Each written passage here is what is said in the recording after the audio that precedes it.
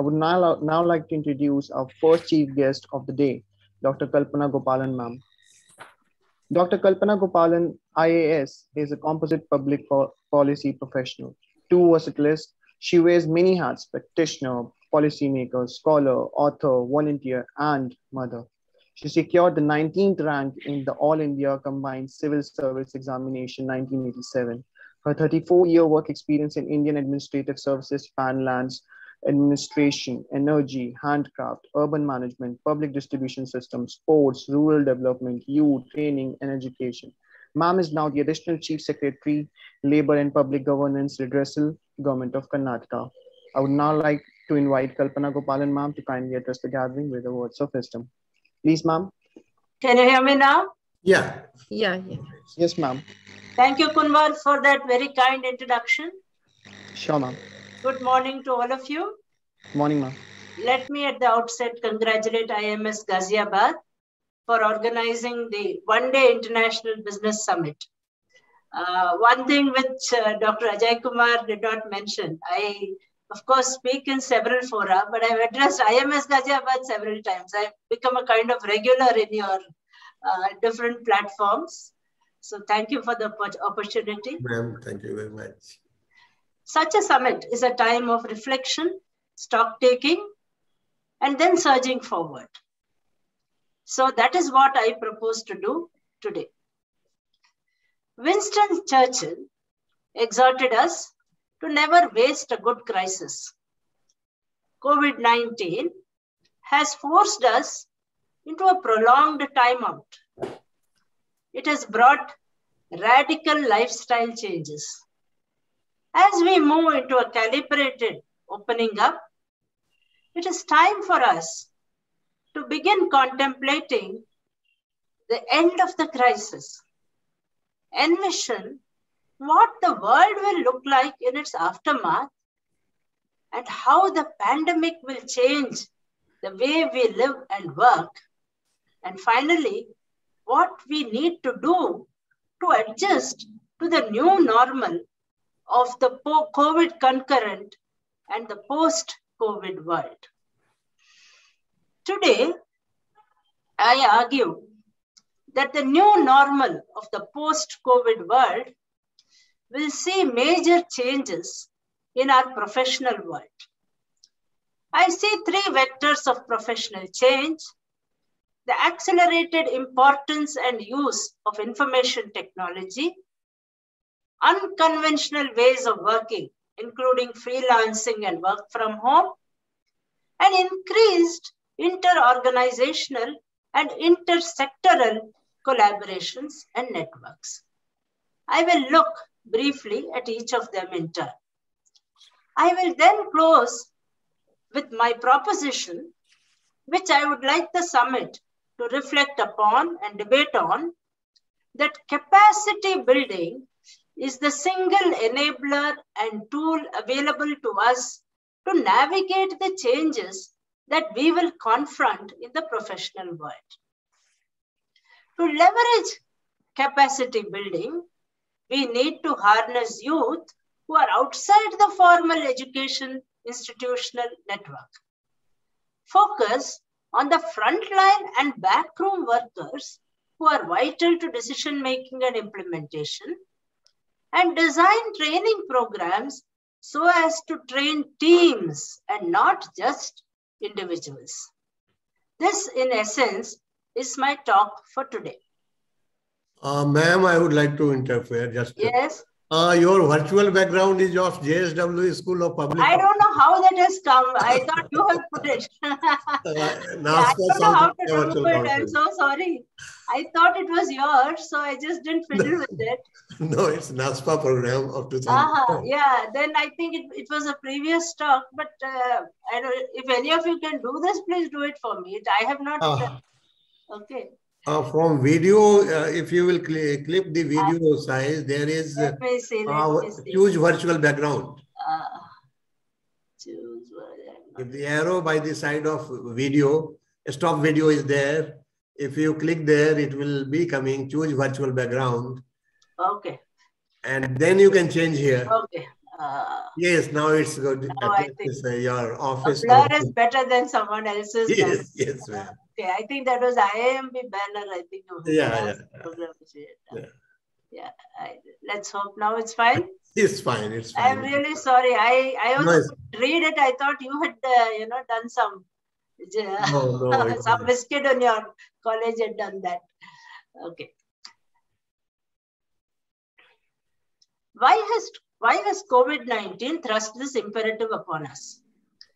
Does a crisis by itself ensure reform? Every great crisis to mankind has seen a period of confusion, followed quickly by rapid counter responses. In challenging times, we question accepted realities, devise quick solutions, often outside the usual compass, some of which may be effective enough to become normal quotidian practice. This was demonstrated in the world wars, as well as in pandemics such as the Spanish flu. History also suggests that the global economy is remodeled in significant ways after a major crisis like COVID-19, spurring the adoption of new technological strategies and business models. The SARS outbreak in 2003 is seen as a causal factor for the adoption of online shopping by China, which resulted in Alibaba's rise. The balance of payments crisis in India led to the paradigm shift of liberalization, globalization, and privatization. The economic and humanitarian crisis unleashed by COVID-19 is thus an opportunity to reform sectors such as skilling, healthcare, the unorganized sector, and education, which are the underpinnings of our political economy. Now, what are the changes that we will see in the post-COVID professional world? The first that I posit is the advent of technology. The CEO of IBM, speaking in an online forum, said, and I quote him here, "History would look back on this as the moment when the digital transformation of business and society suddenly accelerated." I close the quotations. COVID-19 has increased digitalization in all spheres of our professional world, whether it is education, healthcare, governance, or entertainment. As schools closed in many parts of the world, and this is true of you as well, e-learning and e-delivery of education saw a smart breakthrough. Healthcare is seeing similar changes. Digital efforts in Wuhan to contain the crisis via smartphone trackers demonstrated a powerful new public health tool. The Kerala police, closer home, launched Project Eagle Eye to use drones for surveillance during the lockdown, using technology as a tool to complement manual surveillance in topography which is inaccessible, such as pocket roads and open fields where jeeps cannot traverse. In the entertainment industry, Netflix and Amazon Prime and a host of other OTTs are seeing a big boost. Netflix viewer numbers swelled as lockdowns across countries kept people at home. Even the requirements of daily activities need digital navigation. As people have been forced physically apart, they turn to video calls on WhatsApp. All these demonstrate the growing acceptance of technology to help us feel connected. As people become more comfortable with technology and service providers upgrade their infrastructures, creating a better pipeline and more streamlined and user-friendly interfaces, technology becomes easier to live with day to day. The second change that I see is the growth of freelancing and work from home modes. COVID-19 has propelled us to experiment with work from home on an unprecedented scale. As the CEO of Wipro put it, work from home will define a new normal for a lot of industries and will create new opportunities for us to be able to do more work globally. Work from home has gone beyond our quotidian processes and scaled new innovative heights. India demonstrated this in the Facebook Jio deal. The US $5.7 billion investment by Facebook in Reliance Industries Jio platforms set a new standard in remote negotiation, with extensive M&A dialogue happening online, even including due diligence and agreement negotiations. This is one of the biggest deals that has taken place when there was a nationwide lockdown in both India and the US, the two countries where the two parties of this deal were based. Transactions of this magnitude, especially transnational ones, usually involve considerable travel and face-to-face meetings and facilities by the higher management and their financial and legal advisors. This time, however, all this happened online. The second shift that we may expect is the emergence of the gig economy.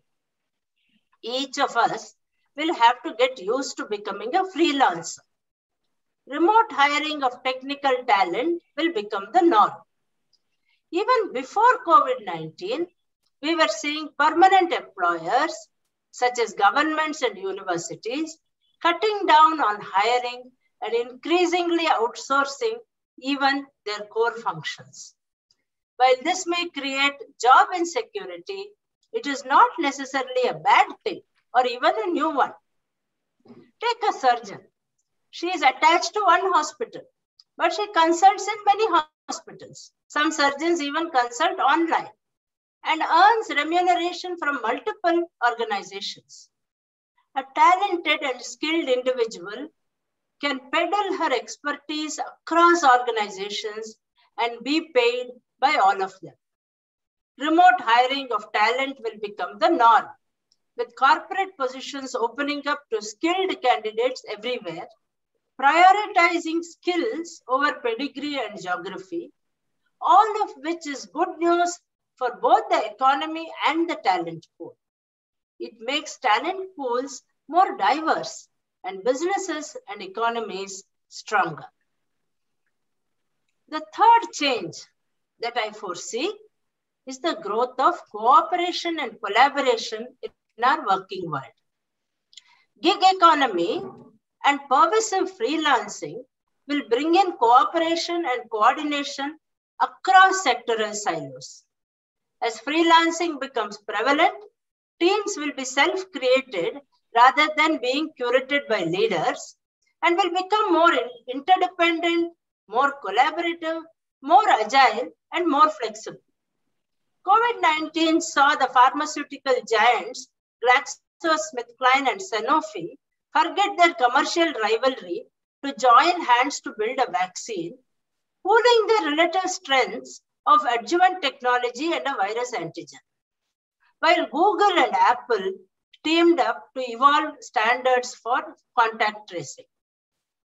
I used to work in the Department of Youth Empowerment and Sports, and my department and NSS Karnataka, the National Service Scheme Karnataka, teamed up with the Rajiv Gandhi University of Health Sciences, with NIMANS, the National Institute of Mental Health and Neurosciences, and the National Health Mission to provide curated training on COVID-19 response to NSS officers and volunteers, who in turn disseminated this content to communities. All this demands that we build up networks and skills, build each other up professionally with no room for envy or backbiting or jealousy. Thus, what we see is that COVID-19 has thrown up challenges and changes in our professional world. Now I argue that capacity building is the one tool that will help us and aid us as we emerge out of the pandemic. It is to be expected that governments and corporates will invest in better cities, health, education, technology, but most of all in capacity building. Now, what aspects of capacity building should we as individuals and as a nation focus upon? First, leadership. Every big crisis is a test of leadership. But COVID-19 is not really about political influence or corporate power. It is about the everyday leadership that we as individuals and citizens demonstrate in our daily lives. Therefore, our capacity building should focus as much on qualities and character traits as on specializations. Traits such as calmness and equanimity, skills such as communication and problem solving, the attributes of a strong work ethic and a compassionate worldview. And of course, the leadership that is able to lead with persuasion and influence and not dictate, encourages participation, not hierarchy, and is purpose-led and not power-driven. These should form part of skill development as much as technical skills. Second, the front line and back room become important. In an increasingly digitalized world, with social media creating a virtual reality, presence and authenticity become even more important.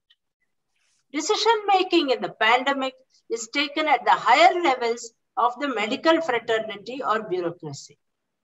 But these decisions are crucially dependent on the kind of inputs and information that flow from the bottom, from the lab technician or the ASHA worker who is in the field.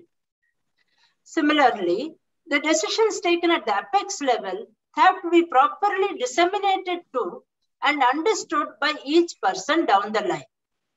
Without this, implementation suffers. COVID-19 is not merely a health crisis. It is a logistical marathon. Vast quantities of data, medical and non-medical, are being collated, entered, sorted, cleaned, and readied for decision makers by tribes of data entry operators and analysts. We can procure a bed, but to get a qualified nurse who understands infection control or a pulmonologist is not something we can procure in a month or even a year. These are long-term investments and highlight the importance of the frontline and backroom workers and to respect dignity of labor. Third, the focus should be on training teams and not individuals. We see that the pandemic makes freelancing acceptable, as well as calling for greater collaboration across teams and organizations. It is likely that future teams will comprise permanent, temporary, freelance, and machine employees, and this diversity will call for a greater need to build cohesion within the members. Yet our educational system does not prepare us for cross-sectoral coordination of equals.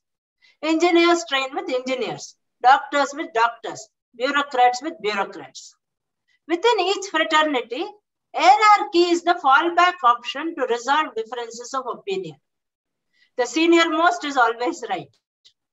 But what happens when a policeman has to implement a medical decision, like wearing a mask, say, made by a doctor, based on the data analytics produced by a computer scientist? We get lost in translation as they struggle with their different vocabularies and work processes. To avoid this and to face future crises better, we need to train teams, not individuals. Our pedagogy should mandatorily include case studies, self-reliance and decision-making situations, problem solving, immersion experiences, and the like. In conclusion, let me say the choices, not crises, determine our opportunities. COVID-19 has changed the world like nothing before. The global lockdown that we see happening with COVID-19 is unprecedented and perhaps even incomprehensible to human minds. Yet amidst all this, opportunities lurk. It is time for governments businesses, and individuals to prepare for the worst, but also prepare themselves to recognize and utilize these opportunities, and to keep the faith that we will transform into a newer, stronger, and reinvented India. I call upon today's deliberations to focus on these arguments during the course of the summit. I wish the summit all success. Good luck to all of you. Thank you all. Jai Hind. Thank you so much, ma'am, for such inspiring and knowledge-driven words. Your perspective of seeing this time of crisis not as a loss, but as an opportunity to restructure our future and see it in a new way, because it's a dynamic time, that actually inspires us a lot. Thanks a lot, ma'am.